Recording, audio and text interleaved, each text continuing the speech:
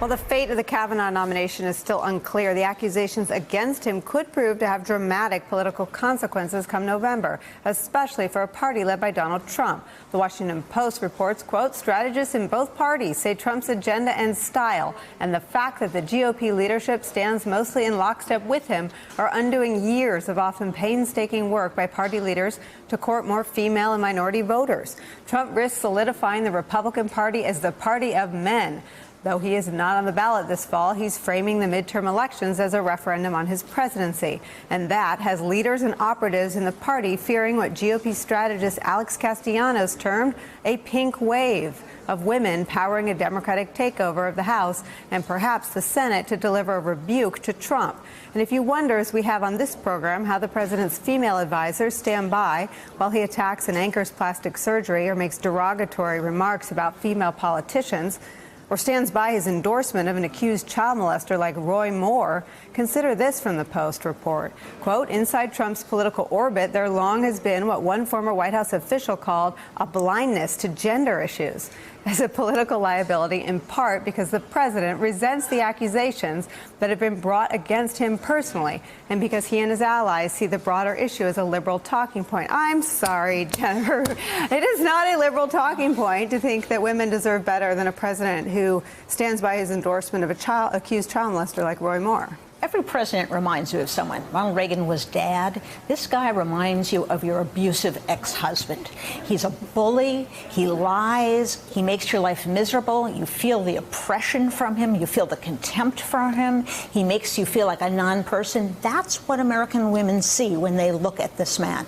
And when he stands by, as you said, Roy Moore, and when he goes after multiple now women complainants who have come forward to lodge complaints against Judge Kavanaugh and pursues either a mistaken identity thing or a nutty and slutty theme, as they did with Anita Hill, women in America recoil. And I do think it's men as well. But I think you're going to see women voting like you have never seen before. You've already seen them running for office like never before. We saw a little bit of it in my home state in Virginia in 2017. Suburban women turned out in droves. Ron Klain, let me get you on the politics, but let me also get you on the one woman that seems to break the mold, and that's Stormy Daniels, who's out with a new book. I read the Washington Post review of her book, and she seems to be out-trumping Trump by being more crude than him, talking about his body parts. This is sort of a body part day, so I'll just put that out there. And getting under his skin by going at him where it hurts, his ego, his frail male prowess, if you will. And it seems like if there's a political lesson here, it's sort of fighting fire with fire. Is that something the Democrats have to take into consideration? I don't know about that, Nicole. I mean, I think the You're not going to nominate Stormy Daniels? No, nor am I going to talk about where it hurts. But look, I do think the bigger issue here is how the Republican Party is kind of remaking itself in Donald Trump's image. It's not just that Trump carries this pall over his party as a party of toxic masculinity, but his candidates, the Republican candidates, kind of mimic Trump. And so you have the Republican nominee for Senate in North Dakota this week running against an incumbent woman, Heidi Heitkamp, in a state Republicans might be able to pick up. Say about this Kavanaugh incident that it was just an attempt that never went anywhere. As if what happened wasn't a serious attack at all. And so I think Trump, it's not just that Trump himself is a problem for Republicans. Republicans are acting very Trumpy, and that is going to get them in trouble. As you said, record number of women running for office, 180 Democratic women are running for the House. That's 50% more than any year in American history. The previous record's 120. So there's a pink wave coming, and it's going to have a big impact this fall.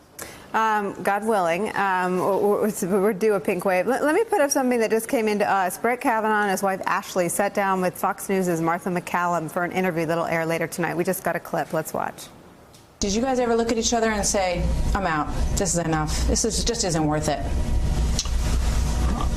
I'm not going to let false accusations drive us out of this process, and we're looking for a fair process where I can be heard and defend my integrity, my lifelong record of promoting dignity and equality for women, starting with the women who knew me when I was 14 years old I'm not going anywhere. Eli. Well, I think it's interesting. That has to be viewed in the context of the last 48 hours and Republicans really ramping up this line that Democrats and, they are choreographing, to use Mitch McConnell's words, a smear campaign against Brett Kavanaugh, that they are politicizing this nomination process.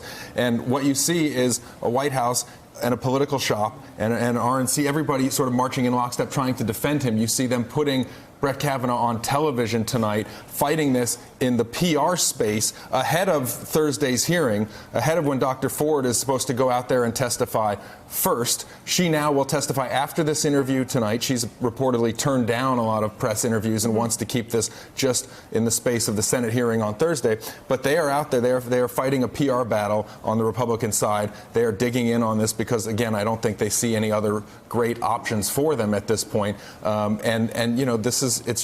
It's fascinating. I think a lot of people will be watching this tonight, but he is telling his story and getting out in front of the accuser for sure. And he's doing it on Fox News, speaking to 4 human beings, speaking to Susan Collins, Lisa Murkowski, Senator Corker and Senator Flake. Do you think that is helpful?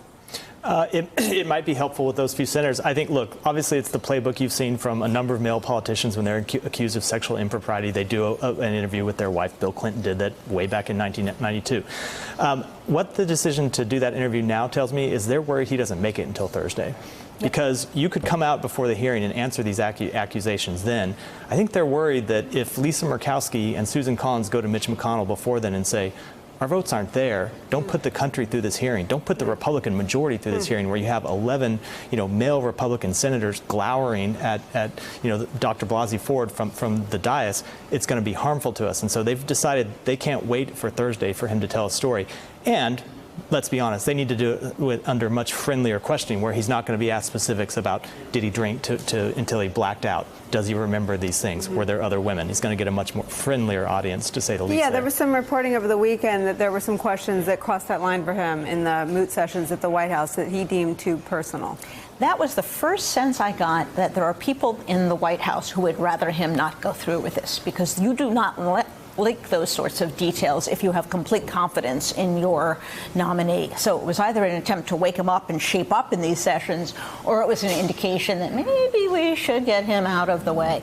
But listen, this is not going to end on Thursday. You now have another accuser, Deborah Ramirez, with multiple confirming witnesses. How does Susan Collins and Jeff Flake, who said, I'm not going to vote until I hear from this woman, how did they go forward without hearing from her? This is not going to end on Thursday. Let me give you the last word, Ron Klain. Can you speak to how you see this interview in the context of what we've been discussing all hour about this nomination now consumed in controversy? Yeah, I agree with Matt. It's a sign the White House is worried the nomination's in trouble. I think it's also a sign of the politicization of the process that they're putting him out on Fox as opposed to a more neutral outlet, trying to obviously communicate to their base and their supporters. But, the last time the Republicans jammed through a nominee on these facts was 1991. They got their man in the end, but they lost the elections badly in 1992. And, justice should be done one way or the other on Judge Kavanaugh, but then the women of America are going to have the final say come Election Day this November. And do you think that there's any space in this debate to slow this down? Do you think it would behoove the Republicans to say it's in, as you said at the beginning of your appearance here, it's in his interest, too, to slow this down? If you're really confident in the facts, you want to get them all out. Cole, I think they made a decision on that last week, right after the Dr. Ford went public, that they were going to try to jam it. And so I think they're on a path to jam it. That's where they're headed. I don't think they're going to back off that. Hey there, I'm Chris Hayes from MSNBC. Thanks for watching MSNBC on YouTube. If you want to keep up to date with the videos we're putting out, you can click subscribe just below me or click over on this list to see lots of other great videos.